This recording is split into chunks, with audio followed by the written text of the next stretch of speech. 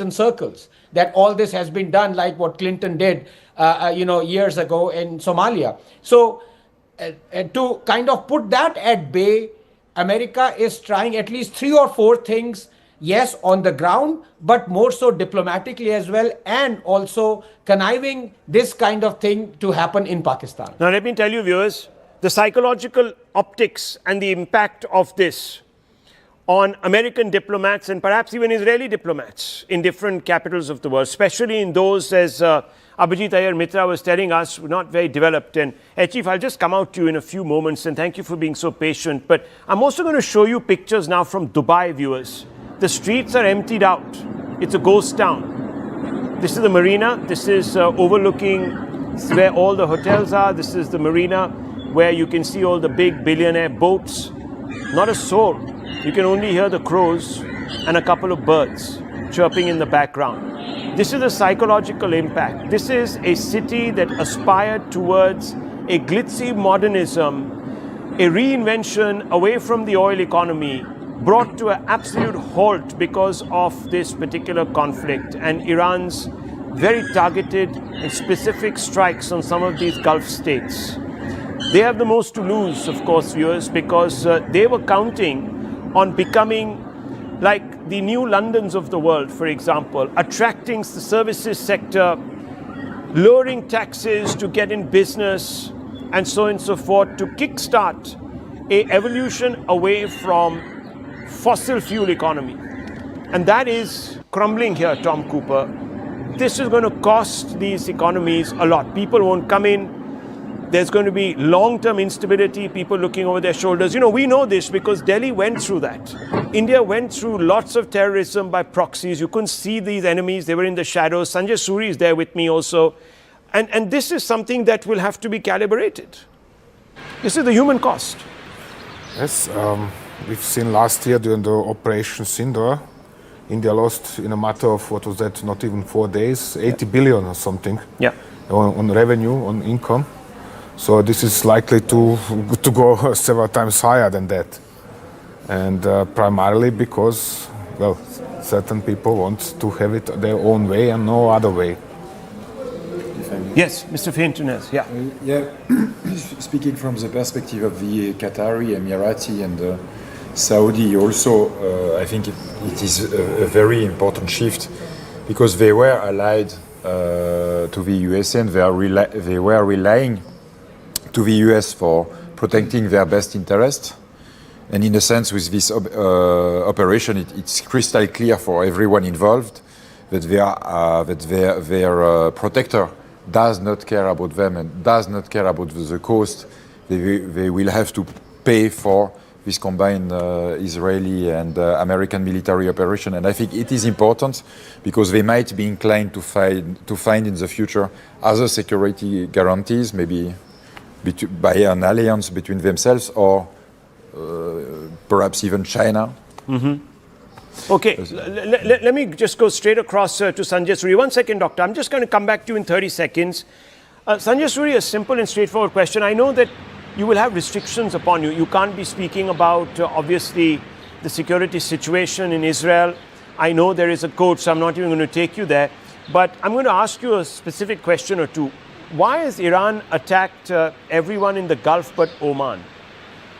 What's happening there in the backdrop?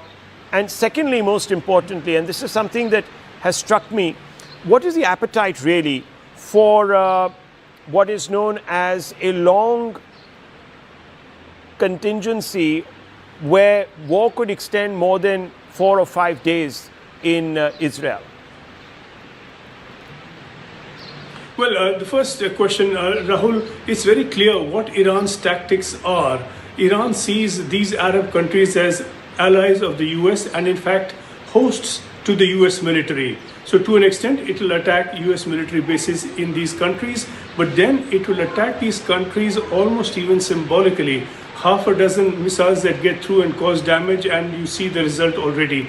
To hit these countries economically, it cannot destroy everything within, it cannot destroy facilities seriously, but if it hurts the economy, as Iran has managed to do, then that is damage enough. Second, we speak of resilience in Israel. Oh yes, the tenacity is apparently endless. They are in it for as long as it takes, and they are a very hardened, tough lot. Consider simply one fact, Rahul, that will answer your question.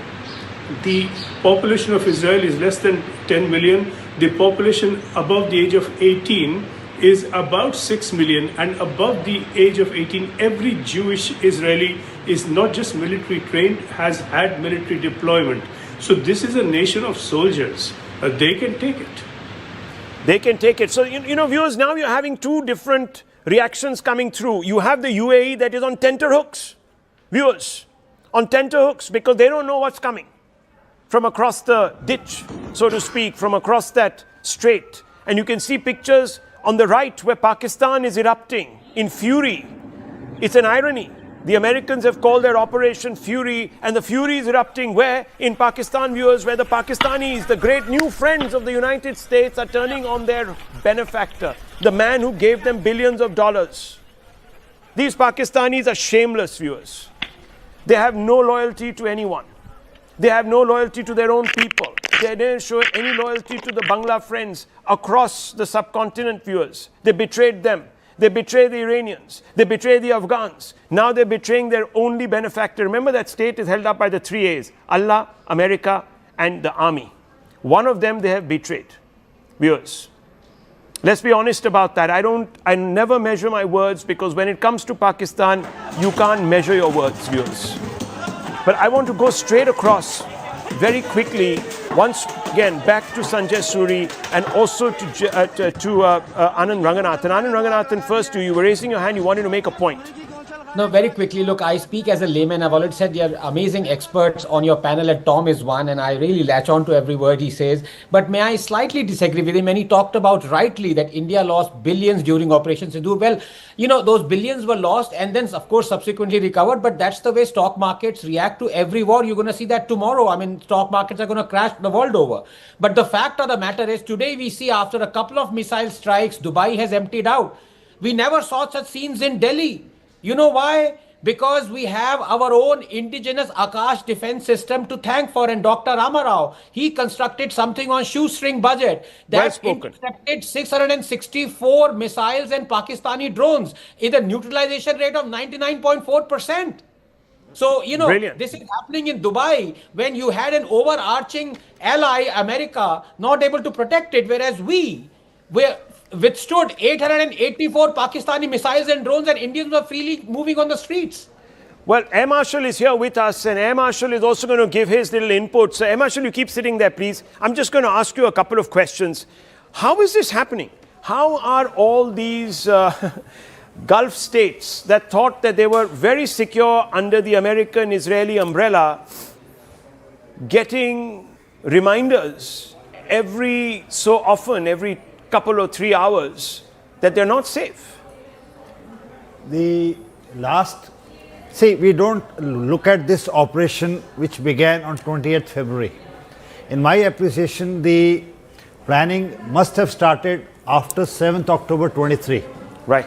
And if you go to 26th October 24, when the massive Israeli strikes took on the key air defense verticals in Iran. Top it up in June 2025, when the US and the Israeli forces struck, called the Operation Rising Lion. They took out the key elements, though they said that they will strike the nuclear facilities, but in short, they crippled. The Israelis and the Americans are threatened, in my appreciation, of the ballistic missiles which the Iranians now possess. The advanced missiles which the Chinese have given them can target even the mainland America. The fissile material, as I was listening, has, with the deal with Oman, the Iranians had agreed that they will, put a stop to it. But that is not the whole aim. The whole aim of this present strike, in my opinion, is twofold. One is to checkmate China. If you see, the January action in Venezuela was related to oil.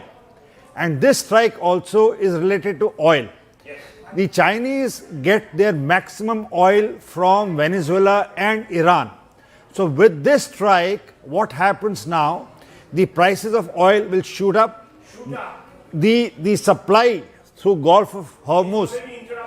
Saw that picture we showed you, how the entire Gulf was actually completely log jammed there. That particular Strait of Hormuz, beyond a point, completely emptied out, and there's a warship there also. What you're seeing, viewers, the mob has entered the US consulate in Karachi. This is the same country that till yesterday was swearing allegiance to America, whose leaders were praising Trump, saying that you are a great man, that you are deserving of the Nobel Prize, that we are going to hypothecate our forces so that you can use our forces to go out there and maintain peace in Gaza. This is that same country, viewers, Pakistan. Look what they've done. There's shots ringing out. There's all sorts of disruption. There are flames. They've entered the entire compound. Is there going to be something dramatic unfolding on the ground there, viewers? This is a dramatic twist playing out.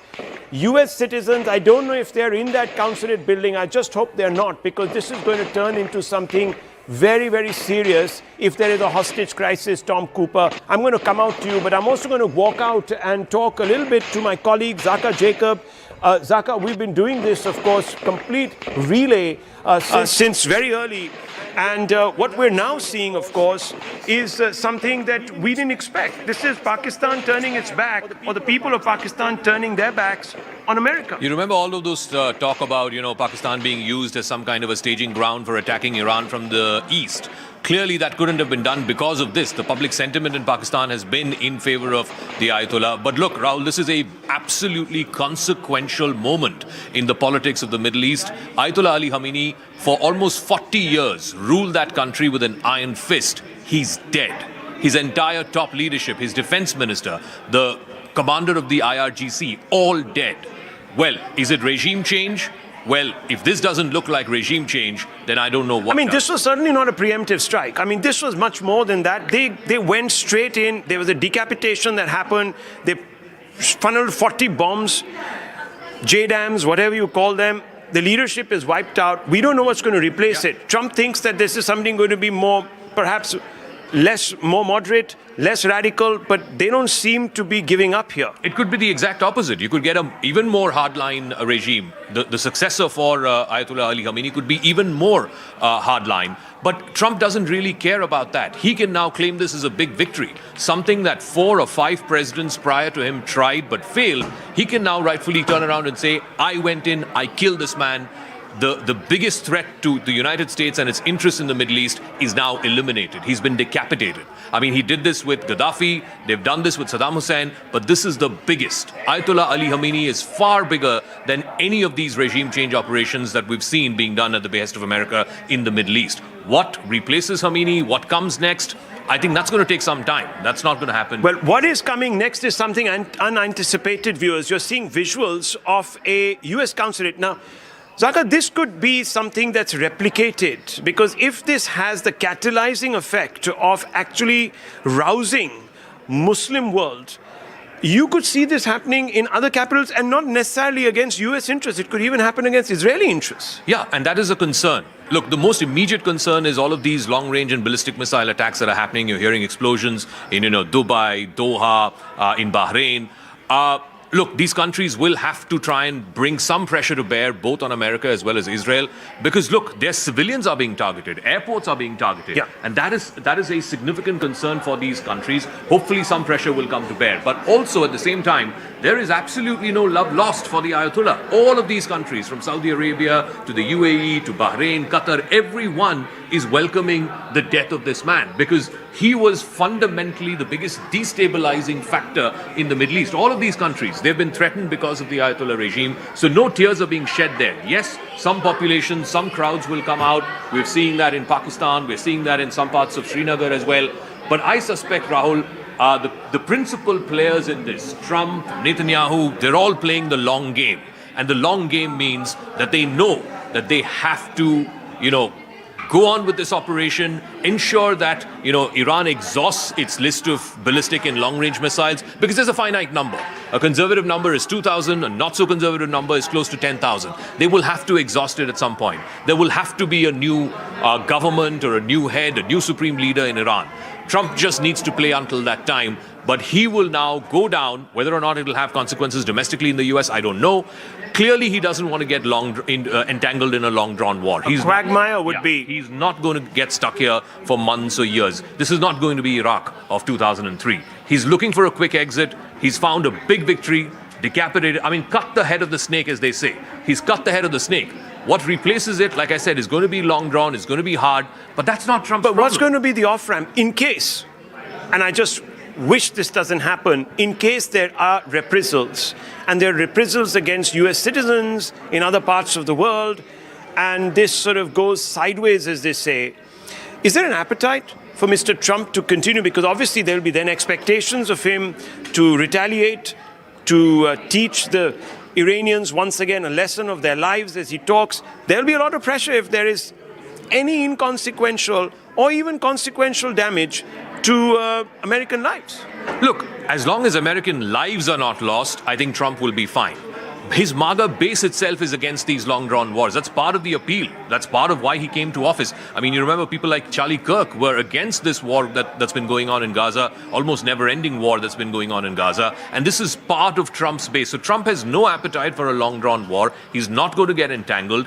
And you ask about the off-ramp. This is exactly the off-ramp. He's got the victory that he wanted. He can tomorrow morning address the country and the world, his new State of the Union, and say, I did what Obama could not, what Biden could not, what Clinton could not, what Bush could not.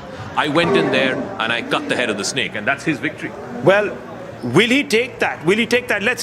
We've been covering this, of course, viewers, and we're going to hand over to Zaka in just a few moments, but I'm just going to take you through the newsroom since the morning. Very, very active. Shivani, why don't you come out to me? And of course, Siddhant, who's been tracking the Ministry of External Affairs and the Indian reaction and all the politics. Shivani, this is turning out to be an endgame that we didn't envisage. Now, it's 24 hours plus. The Iranians don't look as if they're softening.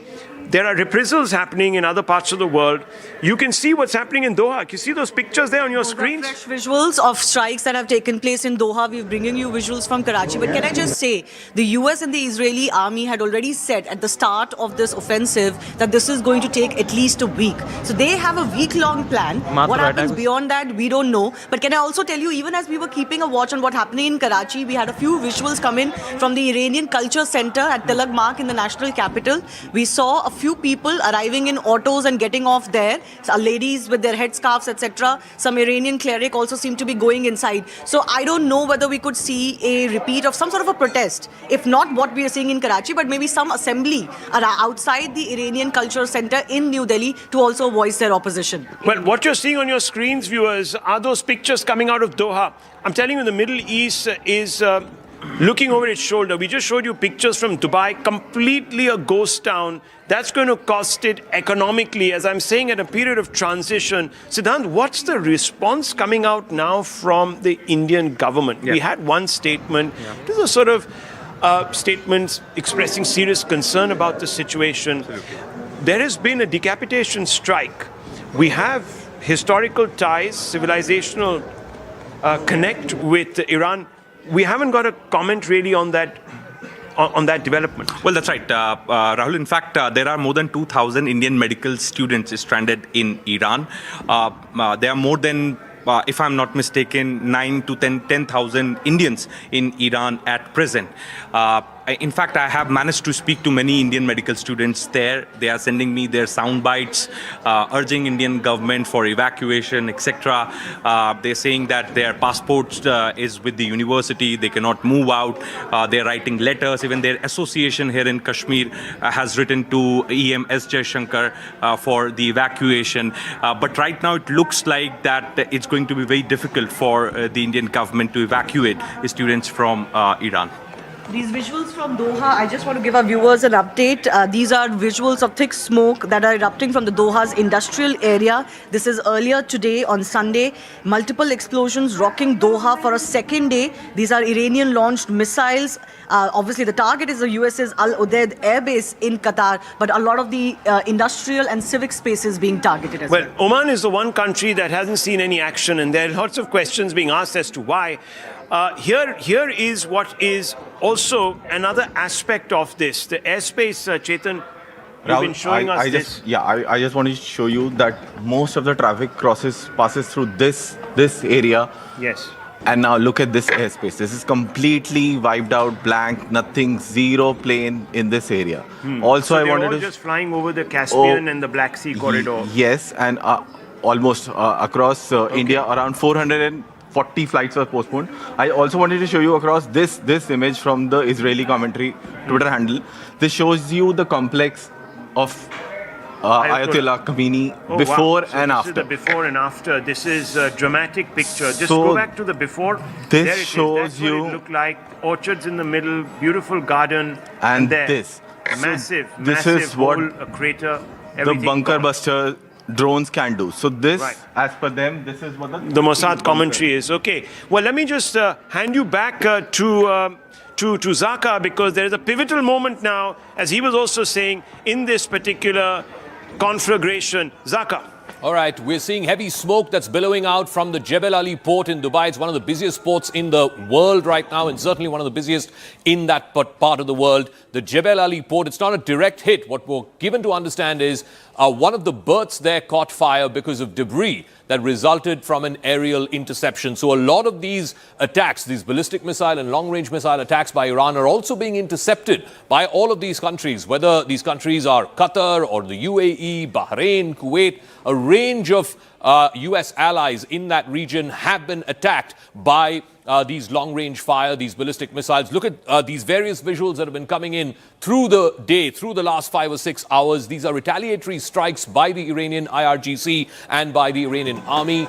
They are vowing to take revenge for the assassination, for the decapitation of the Supreme Leader Ayatollah Ali Khamenei. These are pictures that are being shared widely from Dubai, from Doha, from Qatar, from other parts of the Middle East, all of which have been attacked in the last 24 hours. And now Iran, like I said, is vowing an even bigger retaliation, both on Israel and American interests in the wider region. Whether or not these countries will bring pressure to bear on America and Israel to try and pipe down. They've got the victory that they wanted. They've removed the man at the top, who is the Supreme Leader, Ayatollah Ali Khamenei. Now, let's pipe down, let's try and de-escalate, let's try and salvage the situation.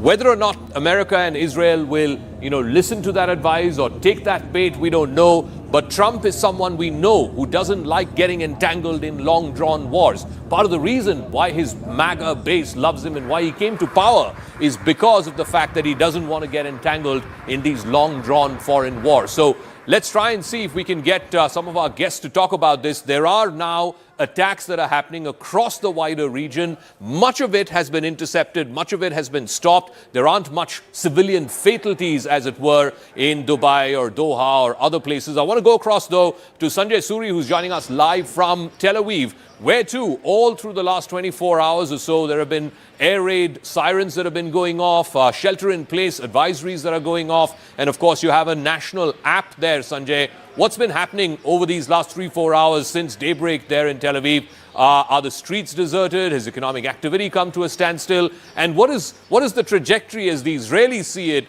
for this war that has now lasted a little over 24 hours?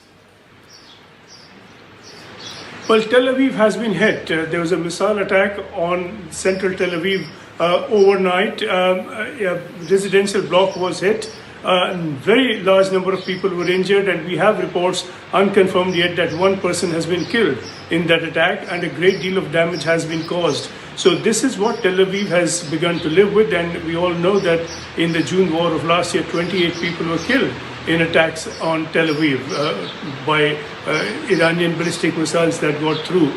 So there is no foolproof defense, and the most sophisticated defense that we have in place from Israel and from the US, the Gerald Ford is here supporting protection of Israel, is not foolproof at all.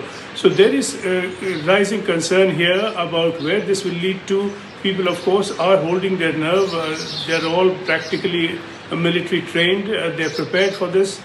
But the danger is not over. Tel Aviv is not out of it.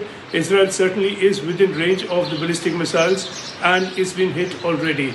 The pattern last time was that as the war progressed, more and more missiles got through, so nobody is taking this lightly. And of course, as you were saying, it suits Trump that this should end quickly rather than last long. That is not certain. The killing of Khamenei is a dramatic and instant success for this attack.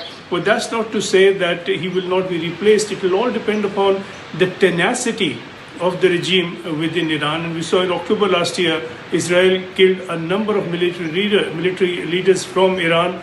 They were just replaced. So if these people who have been killed are all replaced and a council takes over in place of Khamenei and the same policies continue, this could drag on whether Trump likes that or not. All right, Sanjay Suri, for the moment, thank you very much for joining us. There have been multiple hits across the wider Middle East region, from Qatar to the United Arab Emirates. Now the latest that we're getting, an Iranian drone has hit an industrial area in the UAE just this morning, and that's caused a major fire. This is in the UAE. There have been multiple explosions across the Emirates since the last 6 or 7 hours in retaliation to the killing of the supreme leader of Iran, Ayatollah Ali Khamenei. We've heard explosions happen in Doha as well. So far, though, there is no reports of any fatalities. Some people have been injured. A couple of people in the UAE is what we're given to understand, even a couple of people in Doha. But so far, no fatalities. These are the latest pictures that you're seeing of a major fire at an industrial area after a drone, an Iranian drone, hit an industrial park in the United Arab Emirates. I want to bring in our guests as well on this, because this is how the story is going to sort of transverse over the next few days. There's going to be retaliatory strikes across the wider Middle East. Let me bring in here in our studios Tom Cooper, military analyst, Adrian Fontanes, military analyst and historian. We're also joined in a special broadcast by Mr. Joe Brown from I-24 News in Israel. I'll also bring in a moment Air Marshal retired Sanjeev Kapoor and Abhijit Iyer Mitra from the IPCS. But Tom Cooper, let me start with you. What do you make of how long these retaliatory strikes will continue? And the longer they continue, the less propensity there is in Doha and Dubai to continue with this war. Well, I would expect this Iran to continue these operations for at least a week, if not longer, as long as it has enough missiles to continue them. Which means, in turn, depending on the rate of fire, it could probably go on for some 5 or 6 weeks. The question is rather how long can US allies and Israel hope to continue wasting their own interceptors to intercept incoming Iranian missiles. So from the Iranian point of view, they are preparing themselves for 25 years for this kind of a conflict, and now they are operating along well-prepared plans. But isn't it also a fact that Iran has a limited arsenal? I mean, conservative estimates say there's about 2,000 to 3,000 long-range ballistic missiles. If you were not putting a conservative estimate, it would go up to 10,000. At some point, they will exhaust this. Yes, that is sure, absolutely. But the point is this limited contingent of long-range or medium-range, actually, ballistic missiles is what they are using against Israel only. On the other hand, they have many more thousands of short-range missiles. And this is what they are using against to strike, for example, Gulf Arab states and even, Saudi Arabia not, but possibly also Jordan. So that means they can go on like this for quite long period of time. I'm estimating this at least some 5 or 6 weeks, because usual experience of the last 20 years is that such missile exchanges are lasting some 5 or 6 weeks. And correspondingly, this is what they were already trying to do with Hezbollah in Lebanon, to make them capable of fighting such a war for 5 or 6 weeks. And they are certainly trying to do the same with their own capability vis-a-vis Israel. Air Marshal Sanjeev Kapoor is also here. I mean, everyone was expecting this. As President Trump put it, an armada was being moved to the Middle East. He had 2 aircraft carriers, dozens of, fighter jets, refuelers. So this was on expected lines. They've got a big victory with the elimination of Ayatollah Ali Khamenei. And given Trump's propensity for not getting entangled in long-drawn foreign wars, do you reckon he will take this as a victory, claim victory, and then say, we're now giving Iran an off-ramp to stop this retaliatory strikes? Could easily happen, yes, that he declares... Sorry, that was the Air Marshal, sorry. Yeah. Sorry. Yeah. Yes.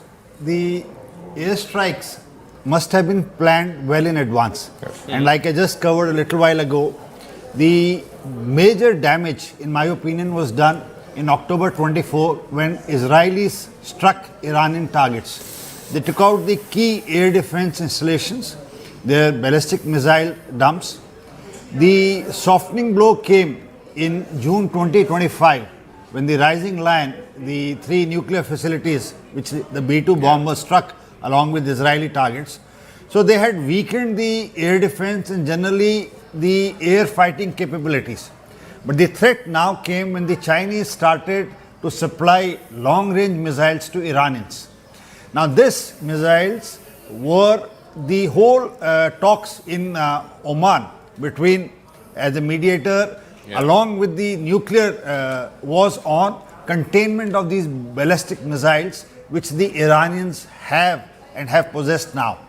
So the Israeli targets and the American targets were under threat if the Iranians so decided, and if they decided to put a nuclear warhead, it would have been, a conflict of a different scale. Okay. So preempting this, the Israelis and the Americans have stuck. And most important factor, in my opinion, which very few people are talking, is about energy control.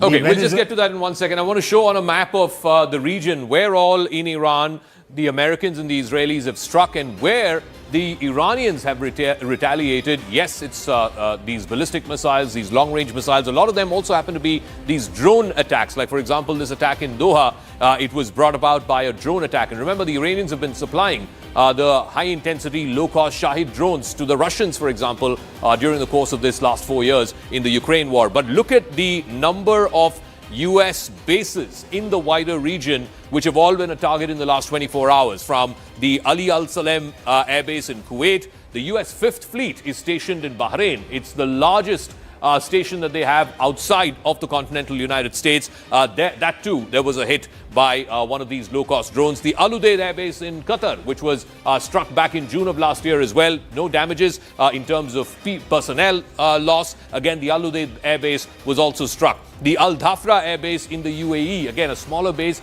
but nonetheless an important one as far as the United States is concerned. We've been hearing reports of explosions as far as Riyadh as well, which is over 1,000 miles from Iran. So Iran has been targeting many of these places. Of course, Erbil, which has just recently been attacked, which is a US base in Iraq. So these are the wider sort of bases that they have. America has more than a dozen bases across the wider Middle East. And the important concern here is not just to protect the American assets, but also over the last 24 hours, we're seeing civilian targets, whether they are airports, industrial areas, all being targeted. And those countries now will have to bring some sort of pressure to bear on both Israel and the United States to wind this up quickly, because they wouldn't have bargained for retaliatory strikes by Iran on their civilian populations. I want to go across to Joe Brown of... All right, let's get one more graphic fired on who are the people, the top leadership of Iran that's been eliminated. The biggest, the head of the snake, as they put it, Ayatollah Ali Khamenei, the supreme leader, the man who's been ruling Iran with an iron fist for the last almost 40 years, eliminated. Ali Shamkhani, senior advisor for security affairs and the secretary of the Defense Council, he has been eliminated as well. Then you have the critical man, the commander of the IRGC, the Iranian Revolutionary Guard Corps, Mahmoud Pakpur, he has been eliminated as well. In fact, he was having a meeting with the supreme leader. Both were eliminated in the same compound is what we are given to understand. Mohammad Shirazi, who's the head of the military bureau, he has been eliminated as well. The defense minister, the former defense minister, Aziz Nazardai, he has also been eliminated. So the entire top leadership, the security leadership, the political leadership, the spiritual leadership of Iran have been eliminated. Abdul Rahim Musavi, the chief of the Iranian army, he has been eliminated as well. So what we are basically looking at is a almost wholesale decapitation of the top security, political and religious leadership of Iran. And now it is up to the new leadership to decide who will take over the reins of the country, the Supreme Council, the Security Council, and of course, how will they lead the country into the future? One notable exception has been the president, Masoud Pezeshkian, but there are also reports that he's been sidelined. But I want to go across to Joe Brown from I-24 News from Israel. Joe, what is the situation in Israel right now? We were talking to our colleague Sanjay Suri, who's there in Tel Aviv as well. Multiple air raid warnings, shelters in place. What's going on in Israel? What is the mood out on the street? And what's the word you're picking in from the government and from the Israeli Defense Forces? How long do they want to keep this operation going? Well, Sanjeev, probably like a lot of people in Israel, didn't get a lot of sleep last night. Over the last 24 hours or so, people have been going to the bomb shelters, I would say more than 10 times. There's been constant barrages coming from Iran, and often you get a first warning, and that will give you 10 minutes until the first proper siren starts, after which you'll get 90 seconds in order to make it to the shelter. And for the one last night in which there was a missile that hit a building in Tel Aviv, in which one person in their 40s was killed, this was around about 15 minutes away from where I live. So I heard the building shake, I heard a loud bang. I went over to see it, and I remember in the 12-day war last June, there was a similar strike in a residential area, also in Tel Aviv. And in that case, the Iranians used cluster munitions as well as the ballistic missiles. This means that the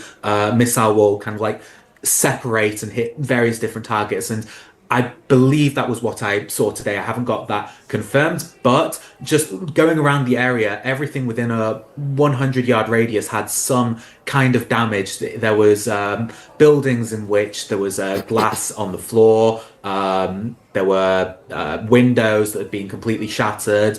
I didn't go into like the part where it was a direct hit because there was still a recovery going underway from the Israeli police and ambulance services. But the people here, they are remaining resilient. They believe that they are going to last as long as it will take, according to the Israeli government, telling I-24 News. This will last anywhere between a couple of days and a week, but this can also last even longer. The 12-day war, people didn't think that would last as long as it did, but it lasted, as the name states, 12 days. Yeah. And people are preparing for any eventuality. From Israel's perspective, it's great so far. The leadership has been completely destroyed, as you were showing on the graphic before, especially Ali Khamenei.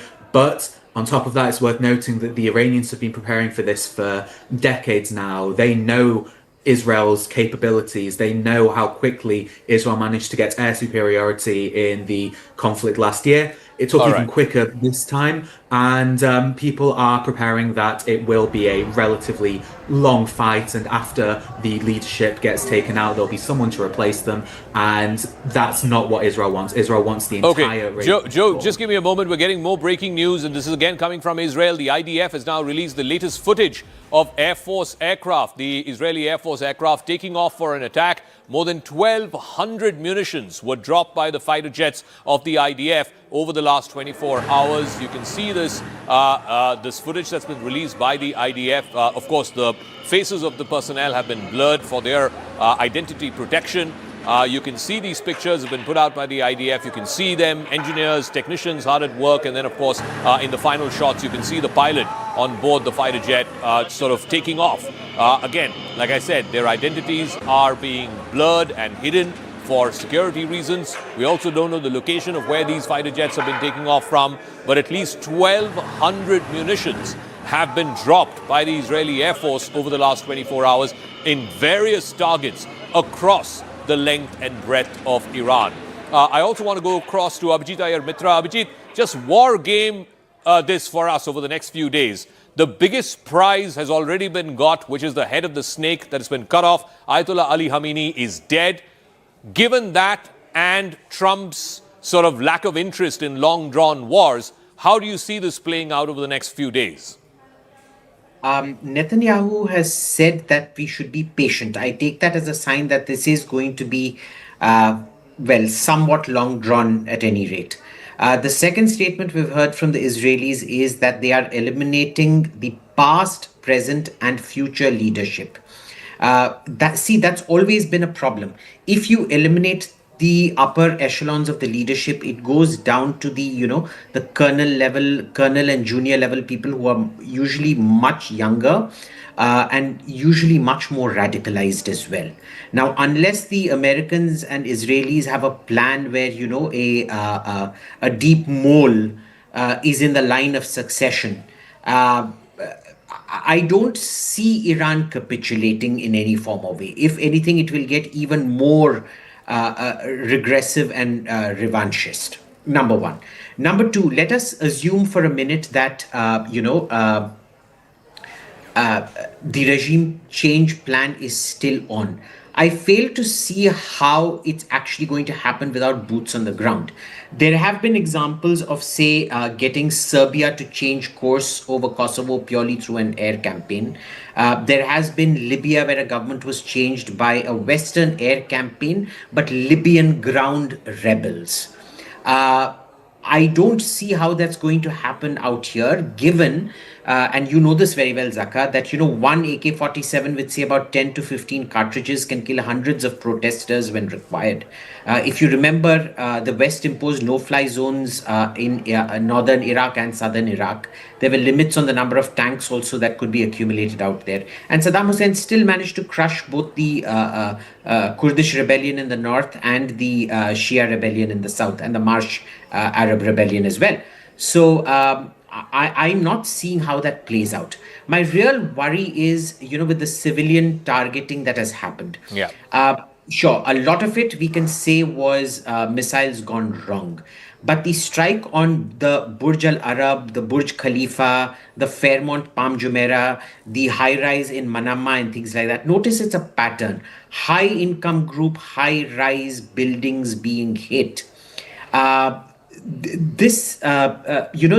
It shows desperation at some level. It's a use it or lose it kind of a dilemma that they face. Now, what if somebody then decides that they're going to put they don't have a nuclear bomb, but say a dirty bomb, lots of dirty radioactive waste into a warhead and detonate it over the interception range, right? What happens then? Yeah. Are you going to push them to that level of desperation? I'm cautious. We've never seen the Iranians target civilians in the Gulf. They keep targeting Israeli civilians. Let's just say I'm not as optimistic as my American and Israeli friends are on all right. outcomes. Okay, I want to go into the studio and I'd want to ask Tom Cooper to sort of walk out with us in terms of how this whole story plays out. Tom, if you could just join us here. One of the points that Abhijit was also making, we are not accustomed to civilians being attacked like this by Iran, whether it's in Bahrain, whether it is in Qatar, whether it is in the United Arab Emirates, and high-value targets are being attacked. The Burj Al Arab, the Burj Al Khalifa. This also has a lot of tourists, folks who go there. The Palm Jumeirah has been attacked. Clearly, does that show a sign of desperation by Iran, or is Iran trying to send out a signal to both America and Israel that you can't continue this forever? Your allies, your friends in the region will stop you from continuing this. I don't think it's either. It's simply the operators of the weapons do not think about high-rise buildings, so they are trying to hit something behind them. Fail to take into account the high-rise tall buildings in between, and the weapon is simply flying into this obstacle on its way. But civilians, you don't think are being deliberately targeted? These are all civilian targets. No, because principal aim of Iranians is to disable the enemy military capability, not to terrorize civilians. I know that there are decades of indoctrination that the Iranians are always targeting civilians and they are terrorists and so on and so on. But this is actually quite a much more complex topic, to put it diplomatically. So how do you see countries like the UAE or Bahrain or other countries reacting to this in a way that, look, their civilians are under threat. We're seeing multiple civilian areas being targeted in the last 24 hours. What are the conversations they are having with the Trump administration or with the Netanyahu administration right now? Well, they are probably trying on one side to restrain Trump from continuing this operation. They are trying to prevent him from launching it in the first place without success. Otherwise, they cannot really join a US-Israeli aggression on Iran. They can't do that publicly because this would cost them a lot at home. All right. Tom, we'll leave it at that. Thank you very much for joining us. I want to get Rahul Shivshankar also into this conversation. So, Rahul, one of the points that one of our previous speakers was making is that the entire top leadership of Iran has now been eliminated. If it goes to a second round, which it has to now, they could end up being far more hardened and far more radical. So, this is a great spin-off point, because I was just looking at the New York Times and they've done a fabulous sort of, I don't want to use the word family tree, but they've done a sort of a big tree here, graphic representation. So let me just talk you through some of this. Obviously, we have right on top Ali Khamenei, who is, of course, no more. He's been killed. Then you had this inner circle, and you've just had Ali Ralujani once again issuing démarche, really, of sorts to the United States and to Israel. Ali Shamkhani, no one knows. He's the head of National Defense Council. We don't know if he's alive or dead. Israelis are claiming that he is no longer there. There's Masoud Pezeshkian, who is somebody who's playing a role in the shadows. Yeah. They've also set up this 3-person committee now that's going to look after the transition and the decision-making. There's Mohammad Pakpur and Amir Nasirazeh. He's gone. This is what we've been told. The commander-in-chief of the IRGC, we don't know where he is. But if you really look down here is a bunch of other people. And these are the people that one sort of now is obviously looking at closer. Because some of these individuals are obviously playing a role. Now, it's a very loosely created structure. And I think it's been devolved in a way that over time, if there are kills like this, there'll be redundancy. So you can see a huge number of others. And if you look at this, article, it's very interesting because it gives you a moment by moment how the CIA helped pinpoint a gathering of Iranian leaders when Israel struck. This is really something very, very interesting because we knew this offensive was going to take place. Why would the Ayatollah be holed up in a compound which is associated with him? No one quite knows the answer to that. Was there a tip-off? Yeah. So you don't really know what led to. Maybe they were all thinking that the talks were going smoothly, that Trump was, the phrase, TACO, Trump always chickens out, this is bluster.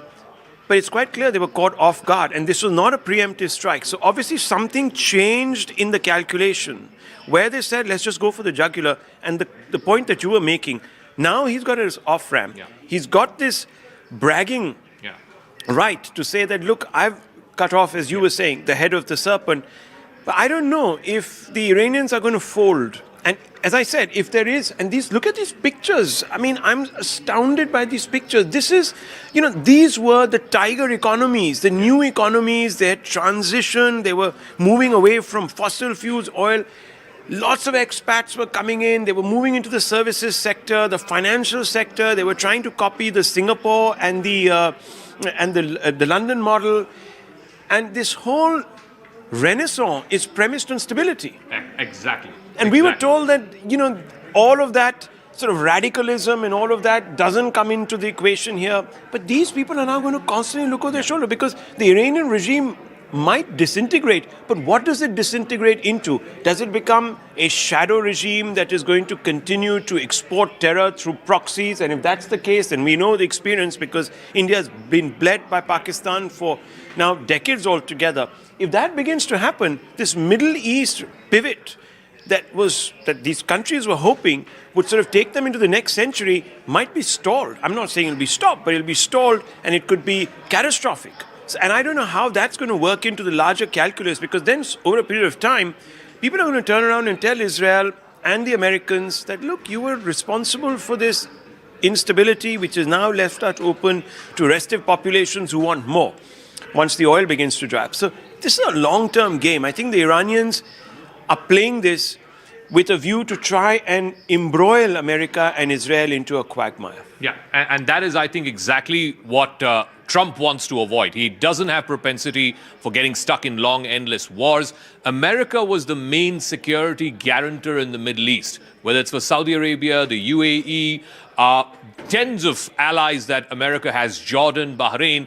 America was underpinning and underwriting their security. Now, if their civilians are being targeted, unfortunately, there are no reports of any fatalities in any of these countries, but if their civilians are being targeted, you can be rest assured the Crown Prince of Saudi Arabia is right now talking to Trump administration officials and saying, get the Iranians to stop doing this. Get the Iranians to stop targeting our civilians. You can be rest assured the president of the UAE is having those same conversations. India also has skin in the game, and I want to ask Siddhant, my colleague here, there are 9 million Indian expatriates who are living and working in the region. Siddhant, what are you picking up from the MEA? Is there any additional assistance that they're giving to Indian expats who are living and working there? Well, that's right, Zaka. There are 9 million Indians living in the region, and the top priority for Indian government is safety and security of these Indians. In fact, Satish is joining us live from Kuwait right now. Satish ji, Zaka हैं यहाँ पर मेरे साथ. बताइए इस वक्त Kuwait में क्या स्थिति है? बताया जा रहा है कि कुवैत एयरपोर्ट, दोहा एयरपोर्ट सब बंद है और इंडियंस वहाँ पे फंसे हुए हैं. थोड़ा विस्तार से बताइए, हम लाइव हैं इस वक्त दर्शकों के लिए. जी नमस्कार. जहाँ तक सूचना मिल रही है कि आज मॉर्निंग में 8 बजे एक सायरन बजे थे सानवी रेजिडेंशियल एरिया में, जिससे कि लोग बैठ के, जिससे कि लोगों में थोड़ा डर का माहौल था. इसके अलावा कल 10th क्लास के सीबीएसई के एग्जाम्स भी हैं. बच्चों में थोड़ी चिंता का है कि एग्जाम्स होंगे या नहीं होंगे, क्योंकि ऑलमोस्ट जितने भी स्कूल से वो आज बंद है और सीनियर क्लास का ऑनलाइन का अरेंजमेंट किया गया है. और सुपरमार्केट और फूड में तो अभी इस प्रकार प्रॉपर इन्वेंट्री है, इस प्रकार का कोई ज्यादा चिंता की बात नहीं है. पर जैसा कि आपने बताया कि माइनर सा एयरपोर्ट को डैमेज हुआ था और इसके बाद सुबह मॉर्निंग में एक फ्लाइट को ऑपरेट किया था. अच्छा, एक फ्लाइट ऑपरेट हुई है कुवैत एयरपोर्ट से? जी, सुबह 5 बजे कुवैत के जो ऑपरेशनल है एयरपोर्ट के वो हो चुके हैं.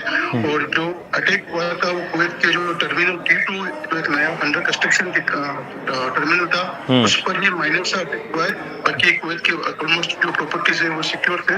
और जो बेस और जो आधार बनाया गया है जो यूएस आर्मी कैंप को, रेजिडेंशियल एरिया अभी तक पूरी तरह से सुरक्षित है. Okay. Thank you, Satish ji. Thank you so much. Thank you. That was an Indian expat that you were hearing live on the air from Kuwait. There have been multiple explosions heard in Kuwait as well. So the fact that these civilian areas are being targeted in these Gulf Arab allies of the United States, how much pressure will they bring to bear on the Trump administration to quickly wrap this up, to get the Iranians to come back to the negotiating table, agree to a nuclear deal, and then put an end to this war? Those conversations are happening right now, even as we speak. It's also a sign of desperation by the Iranian regime. I think Abhijit Iyer Mitra was making that point. They are absolutely sending out desperate signals to the Americans and to the Israelis also to wrap this up quickly. The question is, will Trump take that big political victory, that big political moral victory of the elimination of a man who has threatened death to America for the last almost 40 years? Will he take that as an off-ramp and say, I'm claiming victory, it's now up to the people of Iran to decide who they want to get this to be led by for the next 20, 30, 40 years. So is that a political victory that Trump is going to take? We'll try and talk about all of that in a moment. We have our guest, Air Marshal, is here with us as well. Air Marshal, again, I come back to that point that Abhijit was making, which is a very valid one, that if Arab civilians in many of America's allied countries in the Middle East are being targeted, that is not something that the Crown Prince of Saudi Arabia or the President of the UAE has too much propensity to defend or to continue, because we've not seen anything of this sort in the Gulf for these last many 30, 40, 50 years. United Arab Emirates and the complete region has been marketed in the last few years, a few decades, as one of the safest places in the world. Be it investments, be it trade, be it commerce, be it all kind of tourism and hub and spoke concepts. Dubai and the adjacent areas have been transformed by the money that has come in. But now with the strikes at these areas in last 24 hours, they are waking up to a new reality, a reality which the locals had never anticipated. Iran, in its desperation, because the Arab nations have provided safe haven and the basis to the Americans for a very long time. On the sidelines, the Iranians have conveyed their displeasure for the same to all the Gulf countries, but to no avail. Now, this is an opportunity for Iran to convey through military means that we have been telling you for years together that we do not like your bases to be used against us. Okay. Under American pressure, the Gulf countries have provided all support, and that includes Pakistan. Now look at the irony.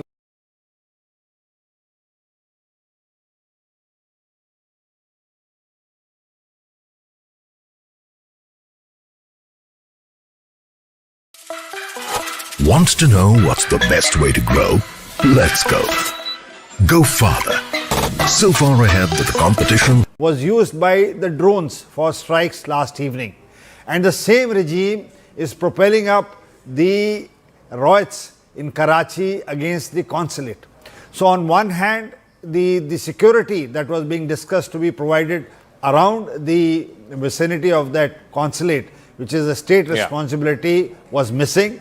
But on the other hand, you open the doors for the same oppressor and to say that, okay, please use my facilities. To hit and at to your a common enemy. man, Okay. they will say... Just give me a moment, Marshall. Again, another piece of breaking news. There are strikes that have been continuing for the last 24 hours across the Middle East region. Dubai has been badly hit. One of the people who've been stranded there in Dubai is ace Indian shuttler PV Sindhu. She's been stuck in Dubai over the last 24 hours.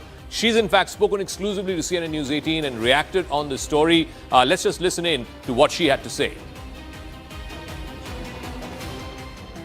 Firstly, thank you all who have been reaching out and checking on us. And well, I was transiting from Bangalore, where I train and live full time now, to Birmingham in the UK to compete the All England Championships. And once our flight landed in Dubai, events beyond our control began to unfold. And shortly after, the airspace also was shut down.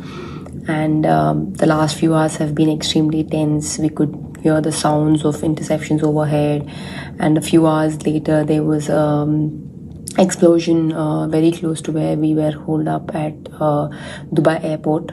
My coach was barely about 100 meters away where it happened, and had to quickly move out of the area.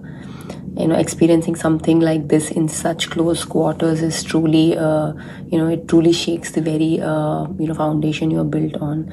And you never expect these things to happen to you or anyone close to you. But sometimes situations are beyond your control, what they do. So, I feel incredibly blessed to have such a strong and united team around me, and everyone had stayed calm, supported one another, and shown real strength during a very frightening situation. And currently we are safe now and have been moved to a more secure place. I'm deeply grateful to the Dubai authorities and the staff at Dubai airport also, who's been incredibly and tireless in ensuring everyone's safety. We're also truly grateful to Emirates and the airport staff for being incredibly kind and supportive with so many passengers stranded. Their hands were understandably tied, but they showed genuine empathy and care towards everyone going through this difficult experience. And I would also like to sincerely thank the Indian High Commission in Dubai for their extraordinary support. And when I reached out requesting assistance, the High Commissioner immediately responded and on high super priority notice deployed his team to help us. They have been incredibly supportive, not just to me but to everyone stranded here, ensuring safety, coordination and constant communication during a a very difficult time. And anyone currently stuck or needing assistance is encouraged to reach out using the official helpline numbers shared by the High Commission. And of course, we are truly blessed to have such a sensitized and incredible team looking out for Indian citizens here. And for now, we're trying to get some rest and remain hopeful as the situation continues to unfold. So thank you all for your prayers, messages and concern. Well, it truly means a lot to all of us. And stay safe. I want to go across to Shivani, who's spoken to PV Sindhu. She's been stuck there for the last 24 hours en route to a tournament, as you heard her say a moment ago, in Birmingham. Shivani, what is the latest? Will she be able to make it for that tournament? Of course, we've been talking about the number of Indian expats who live and work in the Middle East. But specifically in the case of PV Sindhu, what are you hearing? Have there been conversations with the Indian government? Does the Indian government plan to evacuate some of these individuals from these areas, from these regions? So what we know right now, Zaka, is that they're safe. As you could see in the video, they're in a hotel right now. And the current situation is that the team is safe. They have been helped by the Dubai airport authorities, the Dubai authorities, but also, of course, the consulate services there. Sindhu thanking them for the effort that has been made, because they were at the airport transiting to Birmingham for the All England Championship when actually their flight had landed first in Dubai. And I think they were going to take on a connecting one to later. And then that's when the airspace is closed. Initially, they could hear a lot of sounds above, but then there was very close to where they were at the Dubai airport, an explosion as well. And we have been bringing those visuals of the one strike that has taken place close to the airport or in the airport compound. So we, currently across the sports world, there is a lot of uncertainty. We don't know exactly when this airspace will open and when they can proceed further, or will they have to come back to India? Would the Indian government would have to be involved? I think tournaments will also look at maybe re-looking at some of their tournament dates. They might be pushed back a little bit, because this is not just a scenario for an Indian team traveling. There would have been teams from many countries traveling to this particular tournament, but also other tournaments that will start or are going on across the world. We do know, for example, that ICC, which is headquartered in Dubai, is also looking at what their staff is going to do, many of whom are in India currently for the World Cup, etc. So situation is very dynamic, but priority is safety currently in Dubai while they're holed up in Dubai, and then we wait and see when the airspace opens up. All right, Shivani, many thanks for that. Let's also go across to this other piece of breaking news. Now, lots of curiosity as to how the Americans were able to pinpoint the compound where the Supreme Leader Khamenei was holed up in and hit precisely and eliminate him and some of the other generals and top military leaders who he was holed up with in that building. Now, this is the other breaking story that we're reporting. The US media are reporting the CIA helped pinpoint a gathering of top Iranian leaders. This intel was then shared with the Israelis, and it's the Israelis who struck that particular compound where the Supreme Leader of Iran, Ayatollah Ali Khamenei, was having a meeting with his top military leadership. And that is when the Israelis pounced in and hit that particular compound. Let me go across to Aman, who has more details on this. Aman, so clearly the Iranian intel seemed to have been compromised. The Americans knew precisely down to which building the Supreme Leader was holed up inside. Morning on his post on Truth Social had in fact pointed to this, said we had pinpointed intelligence and we had highly sophisticated tracking systems. That is what Donald Trump had said, but now the New York Times is putting out more details of how exactly this strike was carried out. It says that CIA had been doing this surveillance on Khamenei for months. They were tracking his movements, his pattern, where does he go, what time does he leave, which is the places he frequents. And based on this pinpointed intelligence, the New York Times is now saying that the months of CIA surveillance zeroed in on the exact location of Khamenei. High fidelity intelligence confirmed his presence at a top level meeting that morning, on the morning of Saturday. And that is why the original plan was to strike at night. But the New York Times is reporting, but that plan was changed to early morning because of this pinpointed intelligence. What they are saying, that the attack was rescheduled to Saturday morning to exploit this real-time intelligence window. So again, it's showing the hallmark of Zaka CIA, that they are able to zero in on exact location of such high-value targets. They also said that a decision, New York Times is saying, is taken jointly by Washington and Tel Aviv They had a joint operation and it was a joint decision to strike in the morning. What more are we being told is that the CIA had clear intelligence that the meeting included Iran's most powerful military leadership and that Khamenei will be present at this particular meeting. That is the intelligence that they had.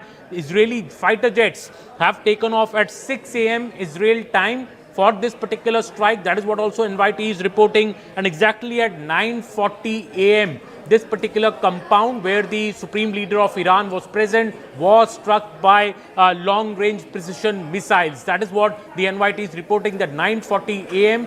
local time is the exact time when this strike was carried out after the Israeli jets took off at about 6 a.m. and took about a 2-hour journey to their ultimate target. Also, what this particular NYT reports, Aka, is saying that the strike hit multiple buildings respectively. So while Israel claimed it achieved complete surprise with this particular strike, they are also saying that this was real-time actionable intelligence passed off to Israel, and Israel carried out this strike with great precision. Also, this reflects the unprecedented, intelligence sharing between both the nations for over a dozen years now, and this particular operation has become a hallmark of that. Also, it raises big question marks on whether there was a big strategic slip-up by the Iranian leadership, because despite clear signals of an impending war, the leadership gathered at a central compound in Tehran and became a sitting duck target for America and Israel. All right, Aman, we'll leave it at that. I also want to go across to Fleur Hassan Nahum, who's an Israeli Special Envoy for Trade and Innovation. We'll also be joined by Adrian Fontanelles and Tom Cooper. Sushant Sareen is also joining us. But let me go to the Israeli guest, Fleur Hassan Nahum.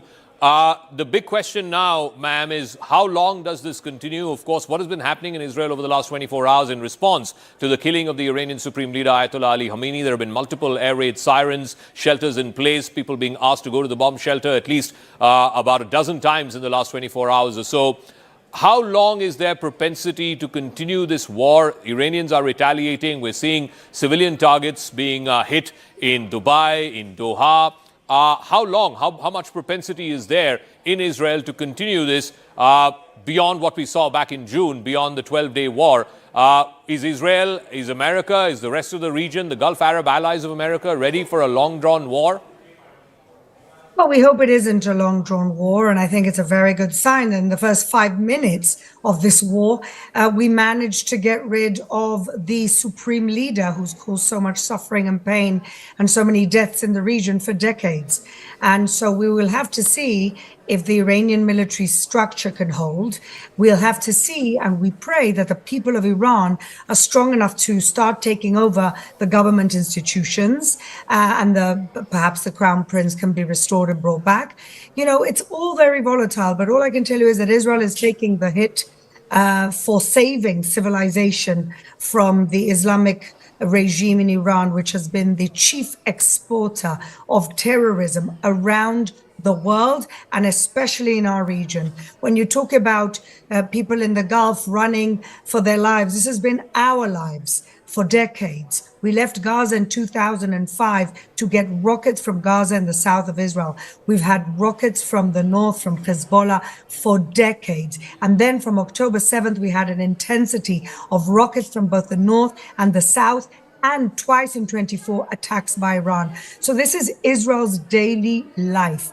And this is because the Islamic Republic of Iran has been let loose and let to do whatever they wanted with the region and the world. And it's about time to bring them down. I don't think that going back to the negotiating table should be the aim here. The only aim that makes sense is regime change in Iran. How concerned are you that, yes, the top leadership has been eliminated, the IRGC commander has been eliminated, the defense minister has been eliminated, in addition to the supreme leader. But if you were to completely eliminate the entire regime of the Ayatollahs, the Islamic Republic, which has held for the last 40 plus years, how confident are you that that will happen? Or is it only going to be that the figurehead at the top has been changed and whoever is number 2 or number 3 then takes over and could perhaps be even more extreme and even more radicalized? Well, that's always an issue. But look what happened with Hezbollah. Israel took out Hassan Nasrallah, and there has been no real credible leader that has come in his place. Hezbollah has been weakened to the point that they're not even responding. They are Iran's major proxy, and they have not entered this war because Israel has weakened them to the point that they are concerned for their own survival. And so, no, I don't believe that when you get rid of the top, somebody else can come in his place. Yes, it can. But when you've gotten rid of the head of the IRGC, when they've gotten rid of the defense minister, when you've gotten rid of the entire leadership of the IRGC, and at the same time, and this is crucial, you have people, millions of people on the streets of Iran begging and protesting to get their country back. This is the recipe for regime change. Also, very quickly, the fact that civilian targets are being hit in Dubai, in Doha, in Manama, these are all U.S. allies in the region. How concerned are you that they will now be, right now, having conversations with the Trump administration to try and quickly end this war? Well, it's absolutely awful that there have been civilian attacks. There shouldn't be civilian attacks anywhere. In Israel, that's been the major focus. Look, I actually think that Iran has made a strategic mistake, because if they wouldn't have hit these other Gulf countries may have stayed out of the war, may have even prevented the United States from using the bases in order to attack the Islamic Republic of Iran. But now what they've done is they've made themselves the victims of the Islamic Republic of Iran. And in my mind, that means that they are now more intent than ever to make sure that there's regime change in Iran. All right, Fleur Hassan Nahum, thank you very much, Israeli trade envoy. Thank you for joining us here on News 18. I also want to go on to more breaking news that's coming in. It's been an intense, absolutely intense 24 hours in the Gulf region after, of course, Israeli and American joint strikes eliminating the supreme leader of Iran, Ayatollah Ali Khamenei. Now, reprisal attacks that are being seen across the wider region. There are reports emerging that 10 plus people have been killed after soldiers opened fire on protesting people at the U.S. consulate in Karachi. Remember,